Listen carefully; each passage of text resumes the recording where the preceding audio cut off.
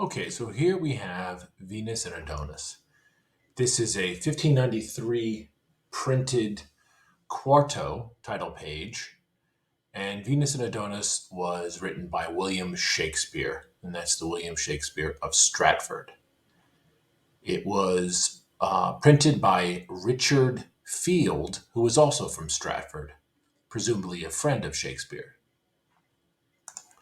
Shakespeare dedicates the poem to this individual, Henry Wriothesley, the Earl of Southampton,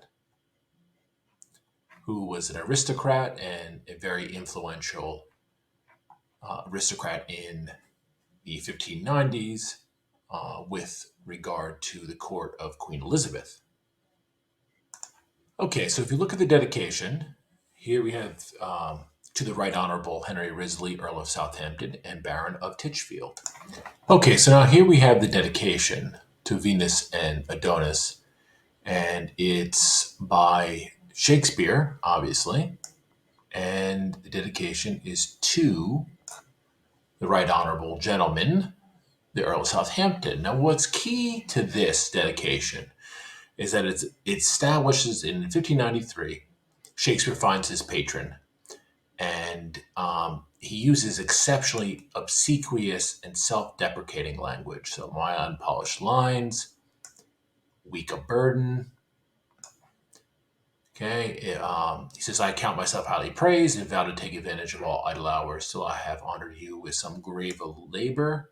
If this does not live up to the standards of the Earl of Southampton, this is the first heir of my invention. So it's really his first real published work.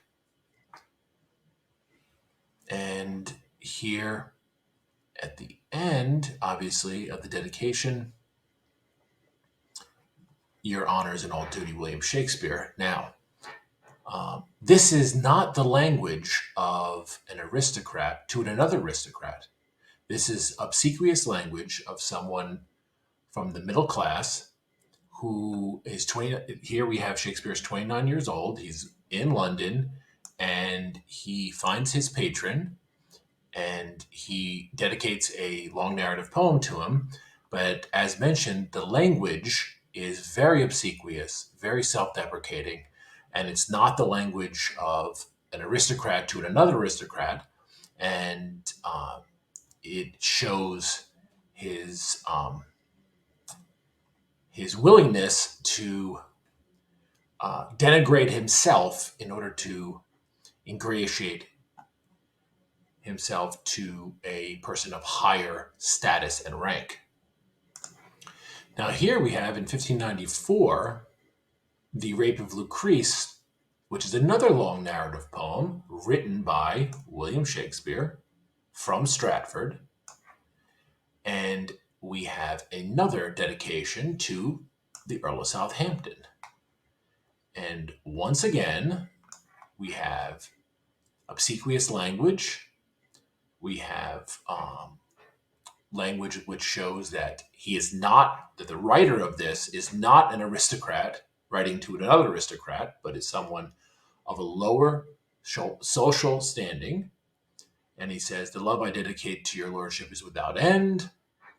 He says here that my untutored lines makes it assured of acceptance. What I've done is yours. What I have to do is yours, being part in all I have devoted yours. Were my worth greater, my duty would show greater. Meantime, as it is bound to your lordship, to whom I wish a long life still lengthened with all happiness. Your lordships in all duty, William Shakespeare. So the importance of these two dedications, Venus and Adonis in 1593 and The Rape of Lucrece in 1594, to the Earl of Southampton, is that Shakespeare has found his patron. He, the language is very obsequious, very self-deprecating. It's the language of someone from a lower social standing to an aristocrat. It does not in any way, shape, or form reflect language from one aristocrat to another aristocrat. That would be unheard of with that type of self-denigrating language, and it shows that Shakespeare is attempting to ingratiate himself to someone of higher social standing and rank, hoping for not only social acceptance into that strata of society, but also further um, patronage in the future. And this is 1593, 1594, when Shakespeare is 29 and 30 years of age.